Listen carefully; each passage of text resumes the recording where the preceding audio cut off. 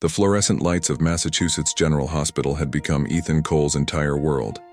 A sterile universe where miracles were measured in vitals and survival rates, not whispered prayers. But on December 18th at 11:47 p.m., that world shattered. The girl was 7, brown curls still holding the ribbon her mother had tied that morning. The surgery had gone perfectly, every incision, every suture exactly as it should be. But perfection meant nothing when a child's heart simply decided to stop. He'd done everything right. And she died anyway. 3 days later, Ethan found himself driving north through a snowstorm, his mind replaying those final monitor beeps in an endless loop. He hadn't planned anything beyond the desperate need to be anywhere but that hospital. Bethlehem Ridge, Vermont appeared through the snow like a postcard, Main Street twinkling with lights that felt almost offensive in their cheerfulness. His parents' home sat at the end of Maple Street, the porch light casting warmth across perfect snow. His mother opened the door before he could knock, pulling him into an embrace that smelled like cinnamon and pine.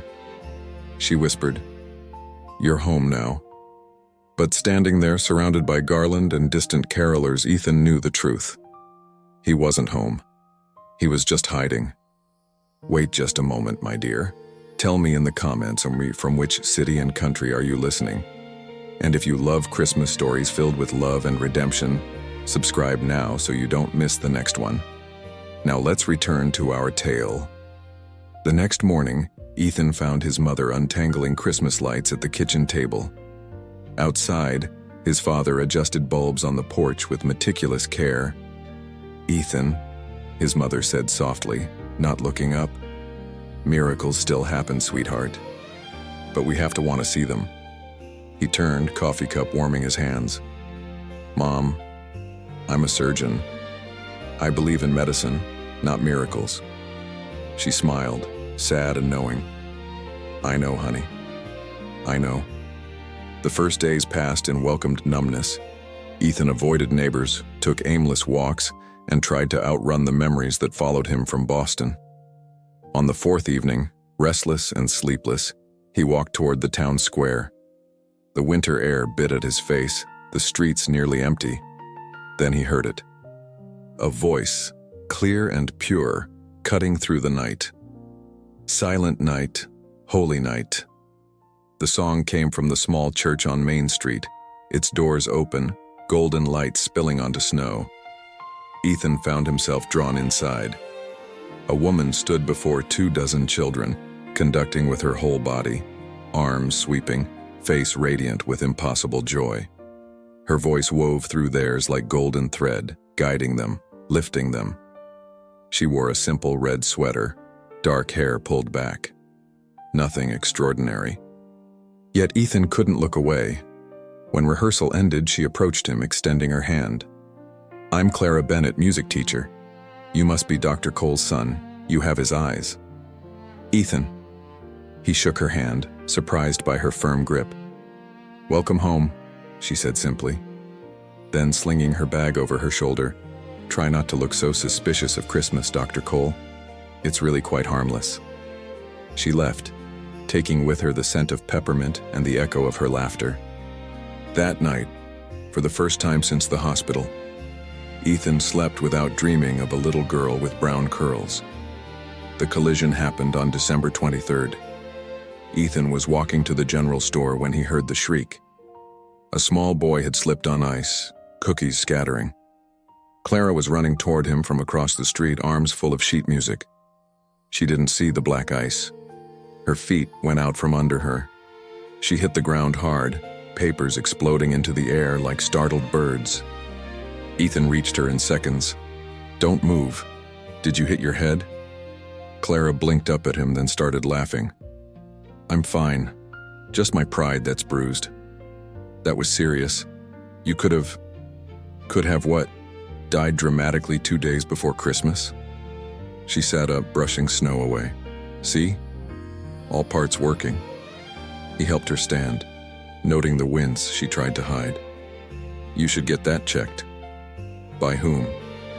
Dr. Morrison can barely see his own stethoscope. Something playful flickered in her eyes. "Unless you're offering?" I'm a surgeon, not a general practitioner. Then I'll trust in miracles. She gathered her music.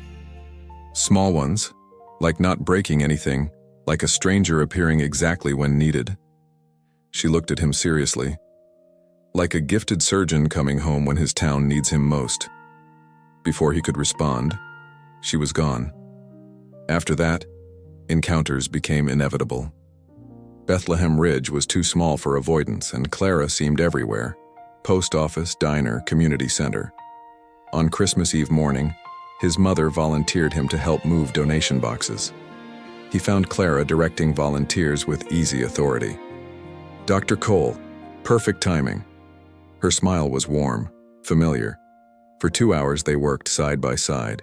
She talked about the town, the children, her hopes, asked careful questions that never touched his raw places.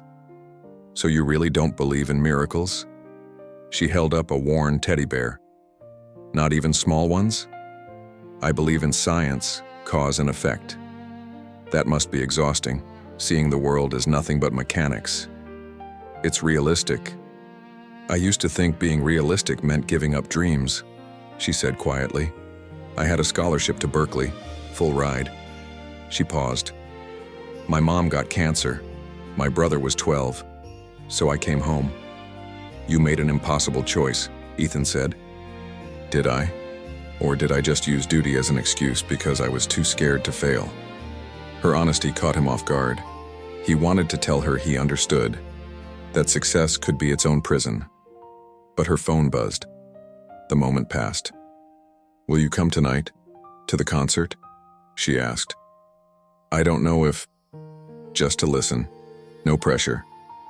After she left, Ethan sat among the donation boxes and felt his careful walls beginning to crack. He told himself he was staying because his parents needed him.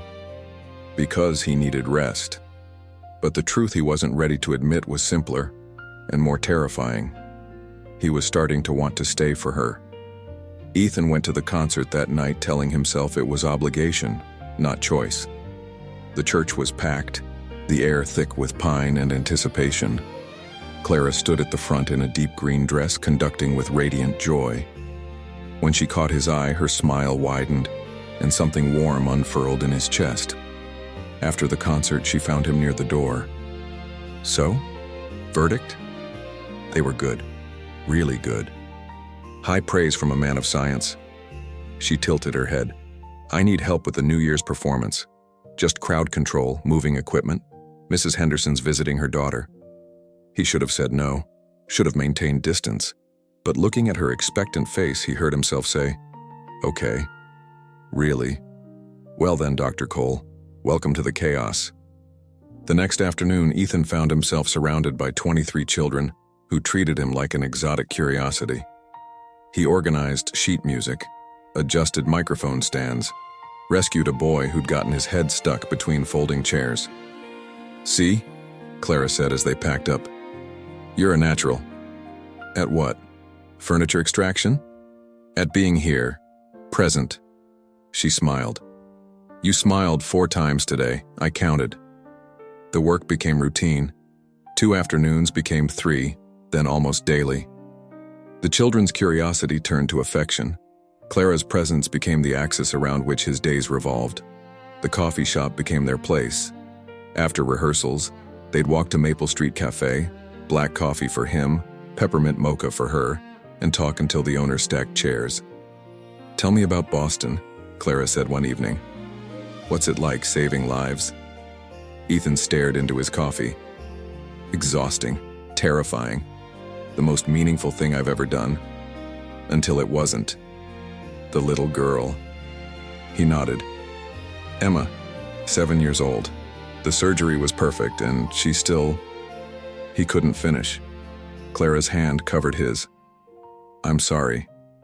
I keep replaying it, looking for the mistake. Maybe there wasn't one. Maybe sometimes terrible things just happen, and it's not about science, it's just heartbreaking and unfair. Her words cracked something open. How do you stay so full of faith? Who says it doesn't break me? She smiled sadly.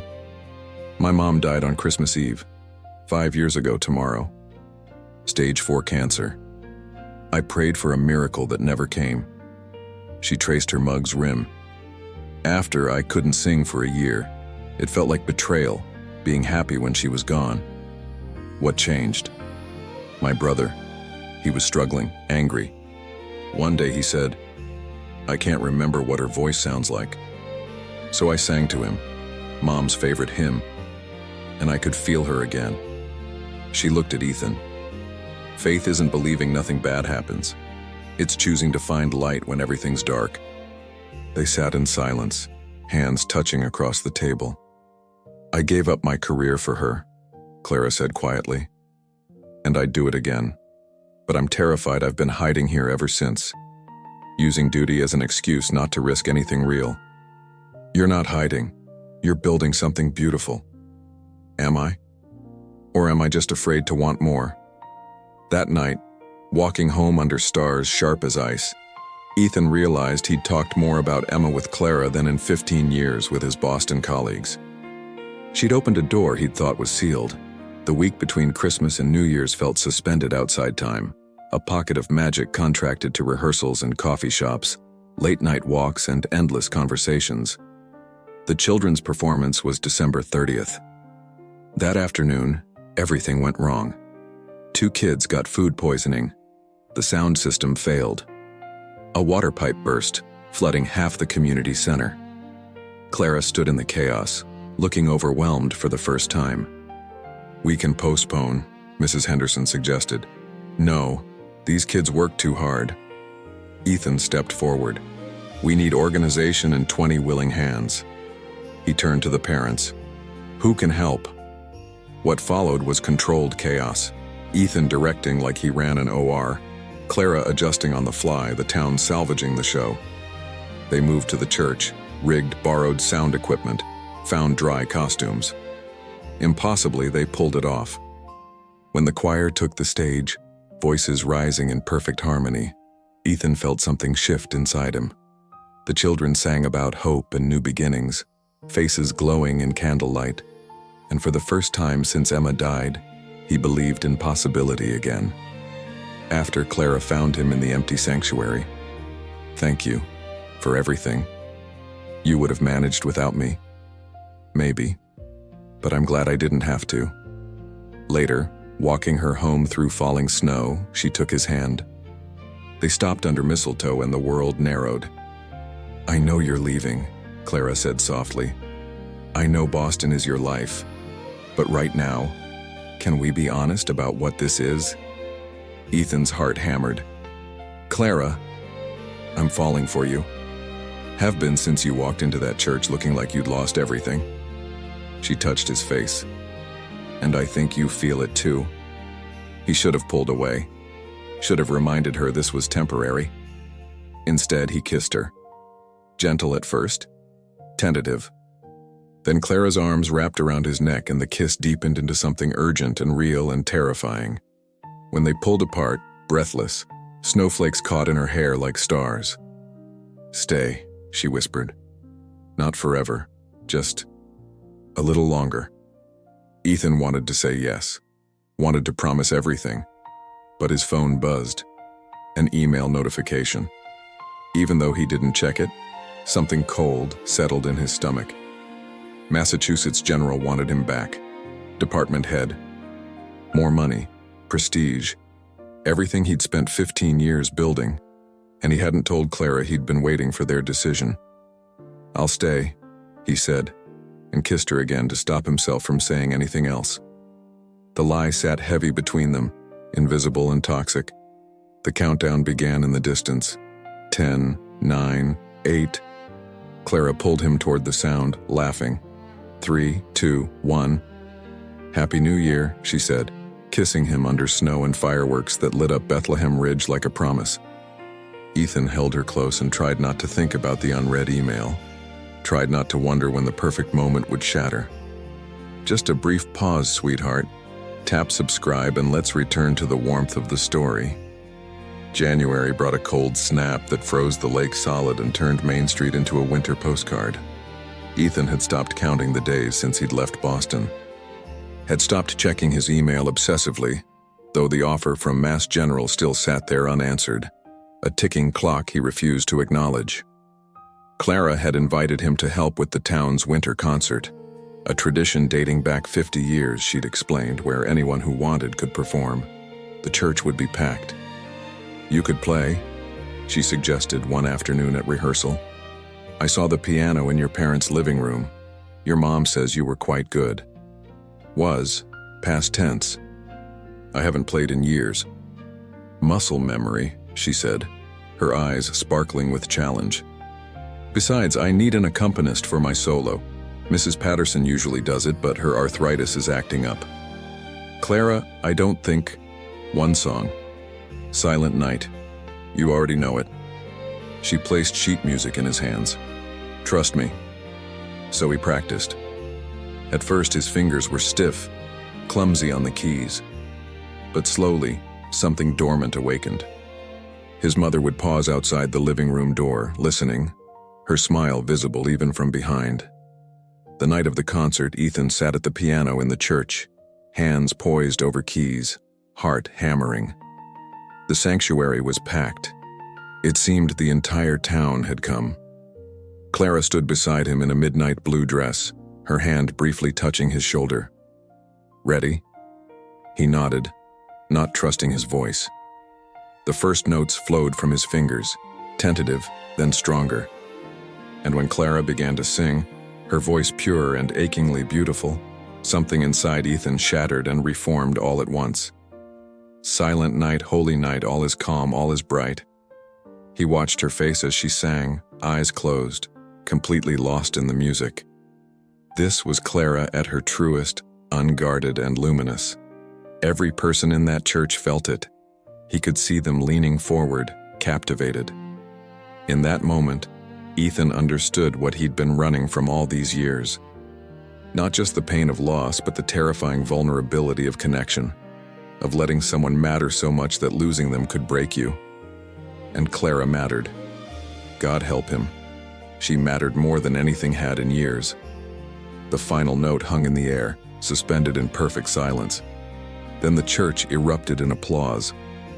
Outside, after the concert, the town square was lit with luminarias, the snow falling gentle and soft. Clara took his hand, her cheeks flushed from the cold and the performance. "That was perfect," she said. "You were perfect." Ethan pulled her close, kissing her under the falling snow.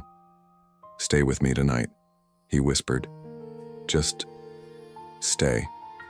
They walked to his parents' house, conveniently empty, his mother having orchestrated a sleepover at his aunt's with transparent delight.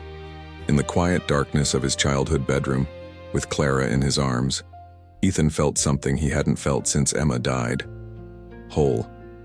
"I don't want this to end," Clara whispered against his chest. "Then let's not let it," he said. And in that moment he meant it completely. For the first time in weeks he let himself imagine a different future, one where he didn't return to Boston, where he found a way to practice medicine here, in this small town, with this extraordinary woman beside him. It felt like a miracle.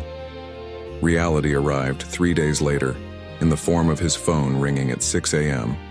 Dr. Patricia Chen, Chief of Surgery at Mass General. "Ethan, we need an answer." The board is getting impatient. He stepped outside into the frozen morning, his breath clouding. "I'm still thinking." "Still thinking?" "Ethan, this is department head. This is everything you've worked for. What's there to think about?" "Everything," he wanted to say. "My entire life." "I need another week." "You have 3 days. After that, we're offering it to Rodriguez." A pause. "What's going on with you? This isn't like you." After he hung up, Ethan stood in the snow, feeling the warmth of the house behind him where Clara slept, and the cold pull of Boston ahead. He should have told her then. Should have been honest. Instead, he went back inside, climbed back into bed, and held her without saying a word. But small towns have big ears. By that afternoon, the news had spread. Someone's cousin worked at Mass General, had heard about the offer, mentioned it to someone at the general store. Ethan was helping Clara set up for afternoon rehearsal when Mrs. Henderson approached, her expression careful. Dr. Cole, I heard wonderful news. Department head at Mass General? That's quite an honor. He felt Clara go still beside him. It's complicated, he managed. Mrs. Henderson smiled, oblivious. Well, we'll certainly miss you here. Though of course a talent like yours belongs somewhere bigger. She patted his arm and walked away. The silence that followed was deafening. Department head? Clara's voice was very quiet. When were you going to tell me? Clara, how long have you known? The offer came New Year's Eve. The hurt that flashed across her face gutted him. New Year's Eve, when you promised to stay, when we... She couldn't finish. Did you lie to me? No, I didn't know what to say. How about the truth? Her voice broke. How about Clara, I have this opportunity and I don't know what to do. How about trusting me enough to be honest? I didn't want to hurt you. So you let me fall in love with you instead? Tears spilled down her cheeks. God, I'm such an idiot. I thought maybe this time. She grabbed her coat. I need to go. Clara, please. You belong in Boston, Ethan. You always did. I was just too stupid to see I was a temporary stopover. She stopped at the door, her back to him. You know what the worst part is? I thought you'd changed. I thought you'd learned to believe in something beyond science and certainty. But you're still the same man who walked into that church looking for an escape. Her voice hardened. Well, congratulations, you found it. She left, and the door closing behind her sounded like an ending. Ethan returned to Boston on January 15th. His apartment was exactly as he'd left it, sterile, expensive, empty. The hospital welcomed him back with handshakes and congratulations. Department head, corner office, everything he'd worked for. It felt like ashes. He threw himself into work with desperate intensity. 12-hour days became 14, then 16. Surgery after surgery, consultation after consultation. His colleagues marveled at his dedication. His patients trusted his steady hands.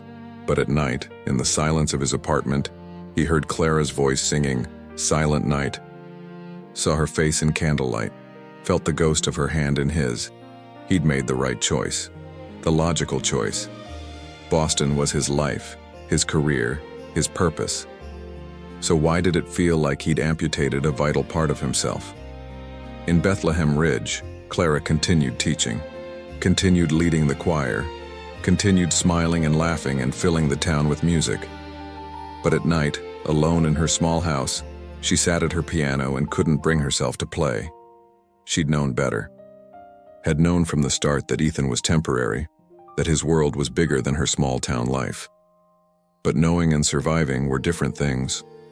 Her brother found her crying one evening, staring at sheet music for Silent Night. You should call him, he said gently. And say what? Come back and give up everything you've built for me? That's not fair to him. Is it fair to you? Loving someone and pretending you don't? Clara wiped her eyes. Love isn't about fairness. It's about wanting the best for someone, even when it breaks your heart. February arrived, gray and cold. The town prepared for the Valentine's concert, but Clara begged off, claiming she was too busy. Mrs. Henderson led rehearsals instead, and everyone pretended not to notice the music teacher who'd stopped singing. In Boston, Ethan performed a flawless surgery on a 6-year-old boy with a congenital heart defect. The family wept with gratitude. His colleagues praised his skill. And all Ethan could think was, what's the point of saving lives if you can't save your own? It happened on February 14th of all days. Ethan was walking back to his apartment after a 17-hour shift, exhausted to his bones, when he heard it. A choir, singing on the corner of Boylston Street. College students in matching scarves collecting donations for a children's hospital. They were singing, "O Come All Ye Faithful." Ethan stopped walking. The melody hit him like a physical blow, Clara's voice in his memory, the children's faces glowing with candlelight, the feeling of belonging he'd found in that small church. He stood there on the frozen sidewalk while Boston rushed past him, and something inside him finally broke open. All these weeks he'd told himself he'd made the right choice, the logical choice. He'd convinced himself that career and purpose and achievement were enough. But they weren't. God help him, they weren't even close. He'd spent 15 years building a life of controlled perfection, where every variable could be managed, every risk calculated. And then Emma had died, proving that control was an illusion. So he'd run to Bethlehem Ridge not to heal but to hide. And Clara, beautiful, faithful, terrifying Clara, had shown him what it meant to actually live, to risk, to believe in miracles not because they were guaranteed, but because hope itself was an act of courage. He'd been so afraid of losing again that he'd chosen to lose everything that mattered. The choir finished their song. Someone dropped coins in their donation bucket. The world moved on. But Ethan pulled out his phone with shaking hands and made a call he should have made weeks ago. "Dr. Morrison, this is Ethan Cole. I know this is going to sound strange, but is there any chance Bethlehem Ridge still needs a doctor?" The drive to Vermont took 6 hours through a late winter storm. Ethan had resigned from Mass General that same night, walked into Patricia Chen's office and handed over his letter. She'd stared at him like he'd lost his mind. "You're giving up department head to be a small-town GP?" "No," he'd said quietly. "I'm giving up running away." He'd called his parents to tell them he was coming home. His mother had cried. His father had simply said, "About time, son." But he hadn't called Clara. Didn't know what he'd say. Didn't know if she'd even want to hear from him. Dr. Morrison met him at the Bethlehem Ridge Medical Center, a small clinic on the edge of town that served the surrounding communities. The elderly doctor's hands shook slightly as he poured coffee. "The hospital in Willowbrook offered me a partnership," Ethan explained. "I can do surgeries there 3 days a week, general practice here the other 2. If you'll have me." Morrison's eyes crinkled. "Son, I've been praying for help for 5 years." "Yes, I'll have you." He paused. "Though I suspect medical practice isn't the only reason you came back." Ethan smiled, nervous and terrified and more certain than he'd been about anything. "No, sir, it's not." "Then what are you still doing here talking to an old man?" "The choir practices tonight. Church. 7 o'clock. Clara was working with the children on Morning Has Broken when the church door opened. She didn't look up. Parents often arrived early for pickup. But the children's singing faltered, their attention drawn to whoever had entered. "Miss Bennett," little Sophie whispered, her eyes wide. "It's Dr. Cole." Clara's hands froze on the piano keys. She turned slowly. Ethan stood in the doorway, snowflakes melting on his dark coat, looking uncertain and hopeful and achingly familiar. He wore his old jeans and a sweater she'd seen him in 100 times. Not the polished surgeon from Boston, just Ethan. "Hi," he said, and his voice carried across the silent church. Clara couldn't move, couldn't breathe. "What are you doing here?" "I heard there's a medical clinic in town that needs a doctor." He took a step forward. "And a hospital in Willowbrook that offered me a surgical partnership. 3 days a week in the OR, 2 days in general practice." Another step. "It's not prestigious. It's not department head at a major hospital. But it's medicine, and it's here, and..." He stopped, his eyes finding hers. "And here is where I want to be." "Ethan, I was wrong. About everything. About running from pain. About thinking I could control loss by never risking connection again." His voice broke slightly. "You asked me once if I believed in miracles. I said no. But Clara, you are my miracle. Not because you fixed me, I'm still broken in a lot of ways, but because you showed me that being broken doesn't mean being incapable of joy." Tears streamed down Clara's face. "You left." "I did, and it was the biggest mistake of my life." He crossed the distance between them, stopping just close enough to touch. "I can't promise I won't mess up again. I can't promise this will be easy. But I can promise that I will choose you every day for as long as you'll have me. I will choose this town, these kids, this life. Not because it's safe, but because it's real." Clara looked at him. really looked. Saw the exhaustion in his face, the determination, the fear that she might say no. Saw the man who'd walked into her church a broken skeptic and was now standing before her, choosing faith. "You're really staying?" she whispered. "If you'll let me." He smiled, tentative. "I heard the choir could use a piano player." She laughed through her tears, and then she was in his arms, and he was kissing her like she was oxygen, and he'd been drowning. The children erupted in giggles and cheers. When they finally pulled apart, Clara touched his face, still hardly believing. "Welcome home, Dr. Cole." "Thank you, Miss Bennett." He kissed her forehead, her cheeks, her lips again. "Thank you for believing in miracles when I couldn't." She took his hand and led him to the piano. "All right, children, from the top, and this time, we have our accompanist back." Ethan sat at the piano, Clara standing beside him.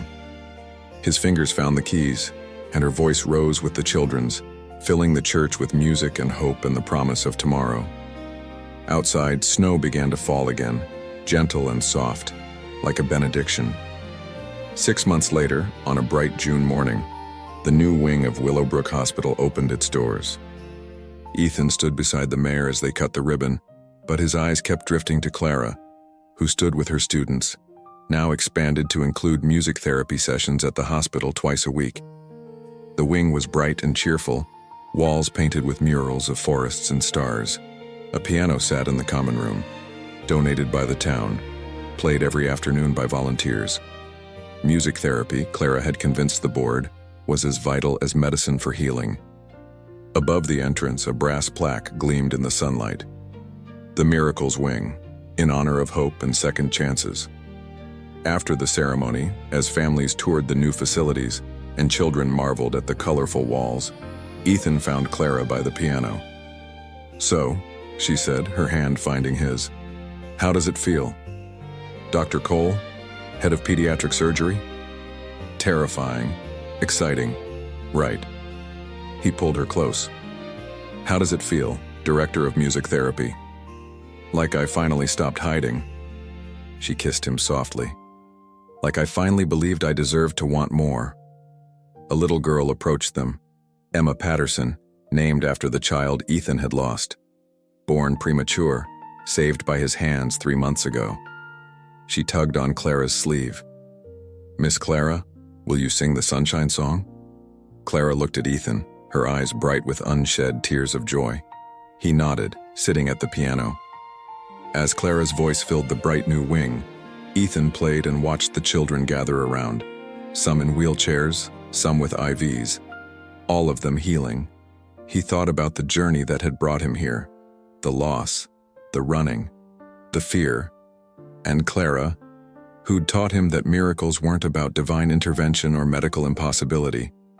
They were about choosing to believe in light, even in darkness, about finding home not in a place, but in a person, about having the courage to try again after everything falls apart.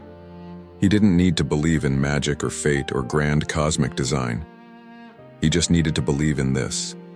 In Clara's hand, in his, in children's laughter echoing through hospital halls, in the simple, profound miracle of showing up and choosing love. Outside, through the large windows, Bethlehem Ridge stretched out under summer sun, the small town that had saved him not with answers, but with second chances. And for the first time since Emma died, when Ethan thought about the future, he didn't feel fear. He felt hope. And so our Christmas story comes to an end, but its warmth remains. Thank you truly for sharing this moment with me. Give this video a like and subscribe so I can keep bringing you more tales of love, hope, and home. Until next time, may your heart stay warm and full of light.